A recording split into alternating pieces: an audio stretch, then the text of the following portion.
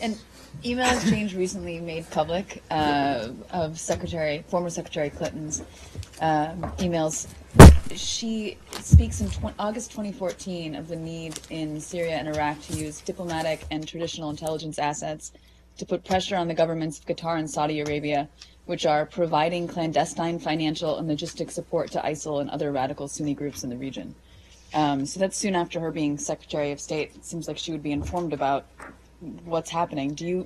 Does the U.S. believe that the governments of Qatar and Saudi Arabia are providing clandestine financial and logistic support to ISIS and other radical Sunni groups? I can't, I'm sure this will shock you, but I'm not going to speak about the veracity of leaked documents and whether they're authentic or not. I just won't do that. What I can tell you is that Qatar and Saudi Arabia are members of the counter-ISIL coalition and have been contributing members of that coalition's pretty much since its founding. And we rely a great deal on their efforts to help us counter terrorism in the region, particularly counter this particular group, Daesh, and we look forward to those relationships continuing and their participation as active members of the coalition continuing as well. Okay, Syria. Our correspondent reporting from Western Aleppo interviewed locals who say fighters in the rebel-held east deliberately fire at civilians who are trying to leave. Aren't these people effectively held hostage in Aleppo, in eastern Aleppo? I can't confirm that report. You know, I don't get into battlefield reports. I'm not going to do that. What is without dispute is that the siege of Aleppo continues, as I was mentioning earlier, and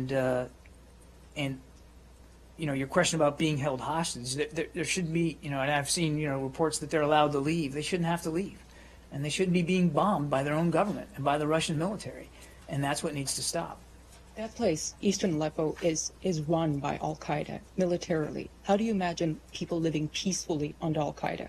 I think, first of all, I'm not going to get into a debate about who runs what neighborhood in Aleppo with you. We've been clear, and so has 65 other nations have been clear that the threat of terrorism in Syria is significant, predominantly from Daesh and from al-Nusra, which we consider al-Qaeda in Syria. And that's why the coalition will continue operations across multiple lines of effort, not just military, to degrade and defeat, particularly Daesh inside Syria. So if your question is, you know, how can people live under the jackboot of terrorism, I would agree that that's not something we want them, a choice that we want them to have to make. They shouldn't have to do that, which is why the coalition is so focused on that group.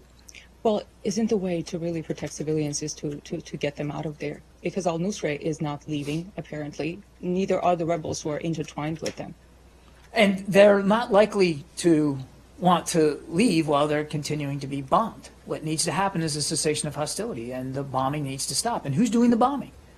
It's the regime, and it's Russia. Is it the U.S. strategy just to let al-Qaeda run that place?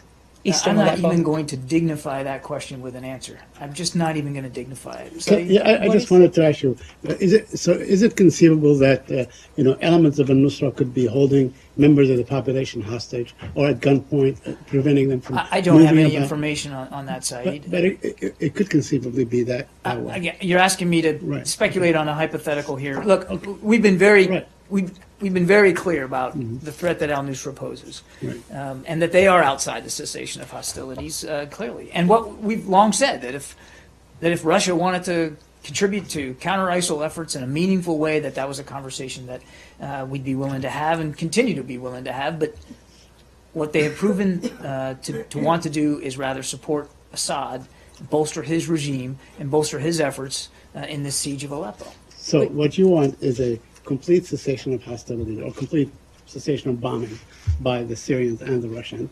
And then what? And then what would be the next step? Well, you're right. What we want is a cessation of hostilities. Okay. And I'd go back to February of this year when even the Russians signed up to exactly that thing. As far as Eastern Aleppo is concerned. No.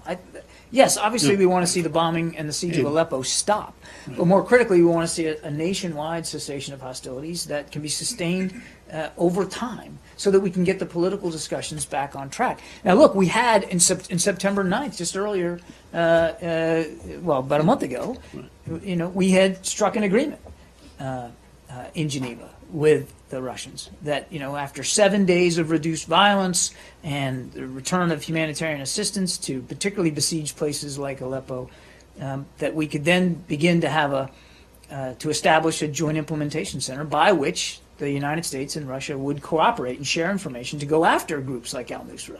In fact, it was specifically designed to help us together go after al-Nusra. But we didn't get those 7 days of reduced violence, and we didn't get any humanitarian assistance in any significant way. And the rest of the story. We regrettably, because of Russia's actions, because of their intransigence and unwillingness to meet their commitments under that agreement, we had to suspend the bilateral cooperation in that regard.